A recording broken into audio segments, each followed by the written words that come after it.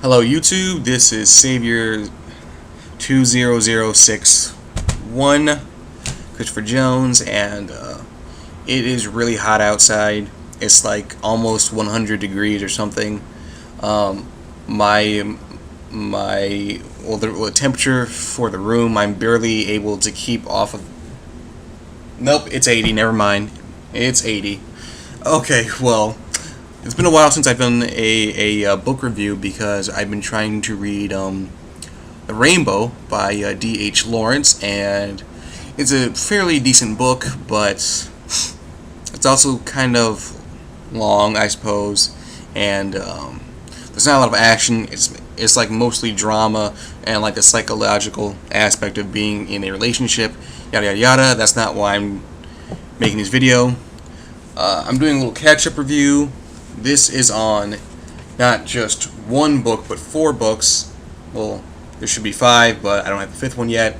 It is Odd Thomas, the Odd Thomas series by Dean Koontz. Odd Thomas, the first book. Forever Odd, the second book. The third book, Brother Odd, and Odd Hours. Now, this is actually one of my favorite series from Dean Koontz. The reason being is that he doesn't really write series. He's got only 2 series, and this is the one that I happen to own more of.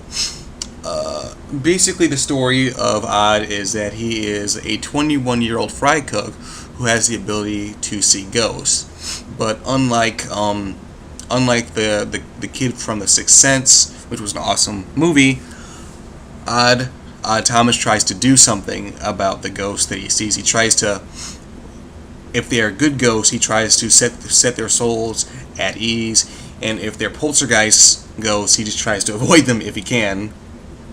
So anyway,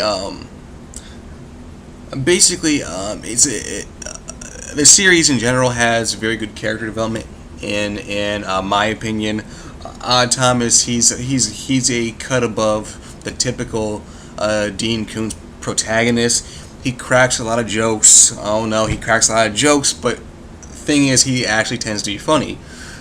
Even in Forever Odd, when he's talking to a crazy woman involved in the occult, and she's saying all this crazy stuff, and then he's just cracking dry humor, and it got a laugh out of me. Not even Stephen King can really ever make me laugh.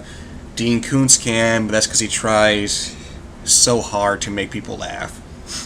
Okay.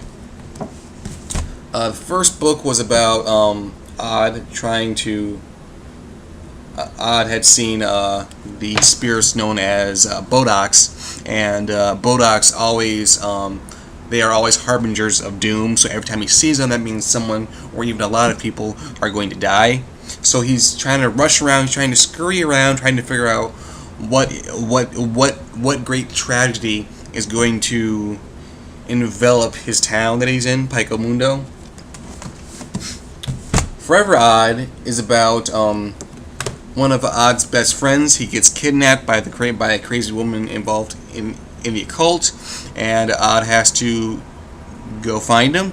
That's actually my favorite book of the series for a reason that I mentioned already. Odd cracks a lot of dry humor at the crazy person, and the crazy person just doesn't get it. He's saying all these sarcastic remarks. She's not even picking up on it. It's funny in my opinion, and it's also a bit shorter, so you can really read through it like that.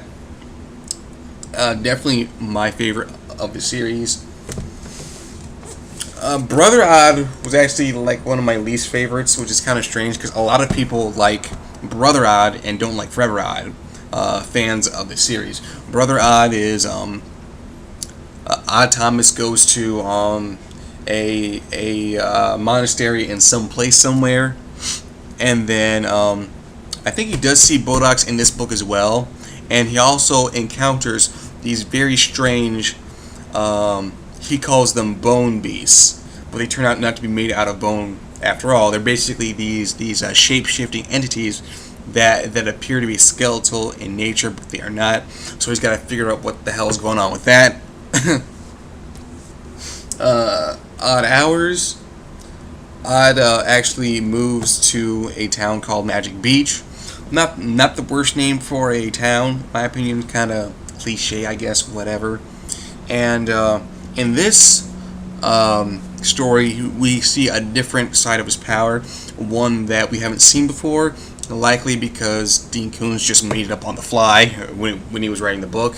And what occurs is that Odd has an encounter with a very obvious bad guy, and the bad guy tries to seize him by the shoulder or arm or whatever he did, and then Odd has this vision of this apocalyptic occurrence, this great swelling of fire in the ocean, and so he's got to figure out what's going on with that.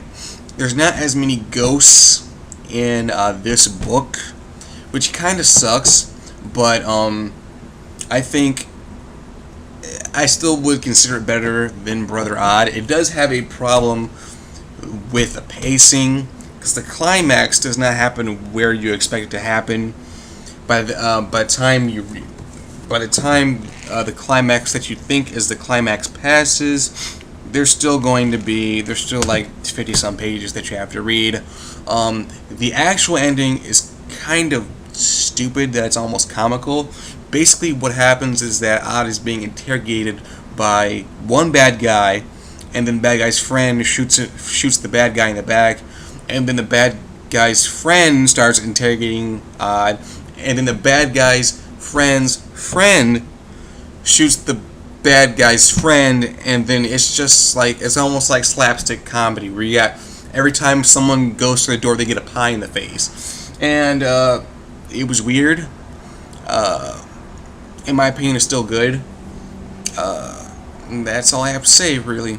Alright, thank you.